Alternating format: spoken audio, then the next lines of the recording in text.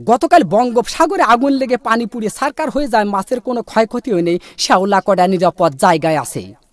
আগুন লাগতে লাগতে উপকূলের কাছাকাছি গেলে আমাদের কাঁঠাল চৌধুরী বলেছেন, এই আগুন উপকূলের কাছাকাছি গেলে বহুত ঘরবাড়ি পুড়িয়ে যাওয়ার সম্ভাবনা রয়েছে। এই আগুন নিবানোর জন্য আমাদের মাগুরার তরফ থেকে 7 বস্তা পেট্রোল ও 14 বস্তা কেরোসিনের তেল পাঠানো হয়েছে।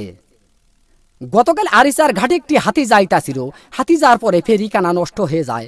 15-16 খানা বাস বোঝাই সত্ত্বে হাতির পিঠের পার ফেরিটি তুলে দেওয়া হয়েছিল। হাতিটি নিমিজিমি করে যাইতাছিল, এক রয় নামাজের পাড়ায় হাতি চ্যাপ্টা হয়ে গেল। রয় নামাজের পাড়ায় হাতি চ্যাপ্টা হয়ে গেলে বাস কয়েকখানা দরদর করে পানির ভিতর পড়ে যায়। খবরে জানা যায় বাসের ভিতর যত লোকজন ছিল, লোকজনের কোনো ক্ষয়ক্ষতিও নেই, বাস কয়েকখানা হাট পেল হয়েছে। এরপরে এক মহিলায় বাস কয়েকখানা বাহাত দিয়ে টান দিয়ে তুলে আরিচার হোটেল থেকে 14 বালতি ফ্যান খায় সুস্থ করা হয়েছে। গতকাল এক কুচ্চি মুরগিতে এক বন বিলে ধরে পালাতক গহীন সমুদ্রী পানির ভিতর। গতকাল 366টা ডুবুরি নামায় খোঁজ করা হয়েছে। খবরে জানা যায় বন বিলের কোনো ক্ষয়ক্ষতি নেই, কুচ্চি মুরগির পেটটি একটু ফুলেও পাওয়া গেছে। আমাদের কাটাখালীর বিন্দু ডাক্তার কুচ্চে মুরগিটি মগির নতুন হাসপাতালে ভর্তি করে কুচ্চে মুরগির পেট অপারেশন করে 3 মণ ও 3.5 মণ চাউল পাওয়া গেছে, আরও পাবো বলে আশা করা যাচ্ছে।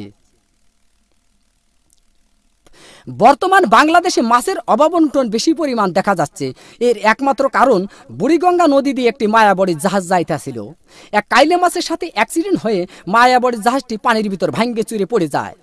খবরে জানা যায় জাহাজের ভিতর যত মায়াবড়ি ছিল, মাছে খাইয়ে মাছের সন্তানাদি বন্ধ হয়ে যাওয়ার কারণে বর্তমান বাংলাদেশে মাছের অভাবন্টন বেশি পরিমাণ দেখা যাচ্ছে। গতকাল শেখপাড়ার বটতলে এক ঘোড়ার গাড়ির চাকা বাষ্ট হয়ে 600 মানুষ নিহত, আরো কতকজন আহত হয়েছে। আহতদেরকে জ্যান্ত পুঁতিয়ে ফেলা হয়েছে আর নিহতদেরকে মগির নতুন হাসপাতালে ভর্তি করা হয়েছে। গত মাসে এদের সুশীলের চিকিৎসা হবে বলে জানা যাচ্ছে। সবশেষে আবহাওয়া।